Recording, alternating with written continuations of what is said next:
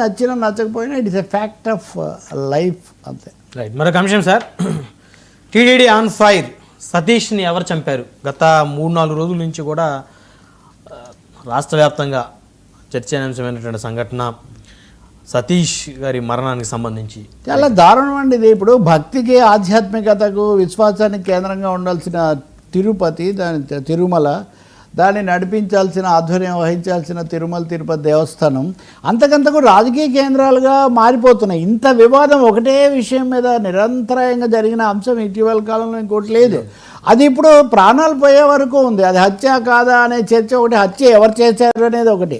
పోలీసులు అయితే హత్యగానే కేసు నమోదు చేశారు కాబట్టి ఇంక దాంట్లో ఏమి హత్య కేసు అని పోలీసులు కాదని చెప్పే వరకు దాన్ని హత్య కేసుగానే చూడాలి కదా ఎవరన్నా. మన హత్య కేసు అని చెప్తే పలానా వాళ్ళు చంపేశారు, వైసీపీ వాళ్ళే చంపేశారని టీడీపీ వాళ్ళు బహిరంగంగా చెప్పేస్తున్నారు. టీడీపీ వాళ్ళు ఎందుకు ఏకపక్షంగా ప్రకటిస్తున్నారు అని వైసీపీ వాళ్ళు కొన్ని ఆధారాలు చెప్తున్నారు. అసలు దీని భావమేమి తిరుమలేసే అని ఎంత ఘోరమైన పరిస్థితి ఎందుకు వచ్చింది?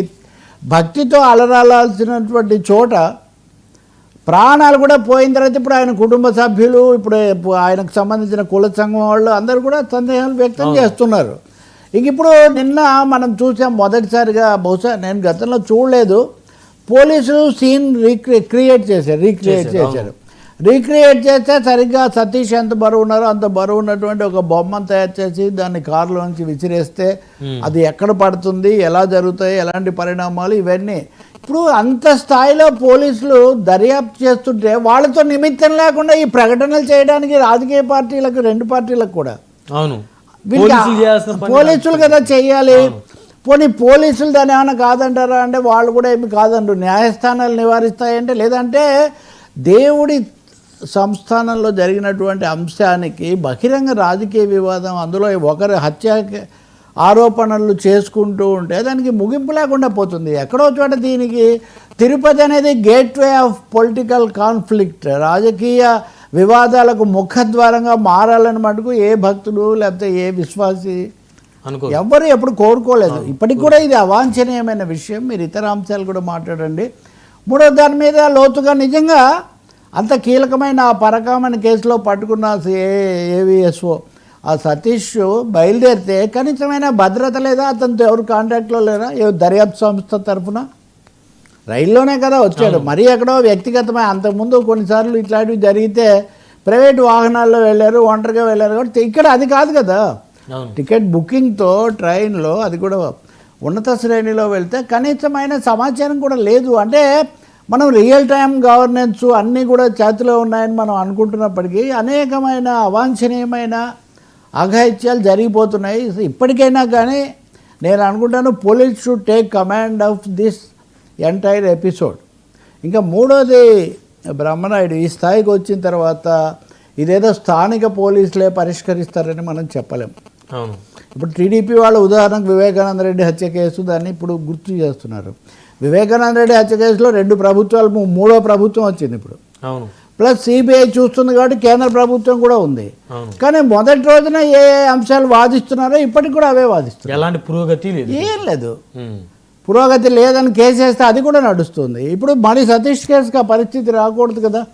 ఇంత హాట్గా, ఇంత వేడిగా వివాదాస్పదంగా ఉన్న అంశం మీద మరింత నిఘా చేసి ఉండాల్సింది, అతనికి మరింత రక్షణ కల్పించి ఉండాల్సింది.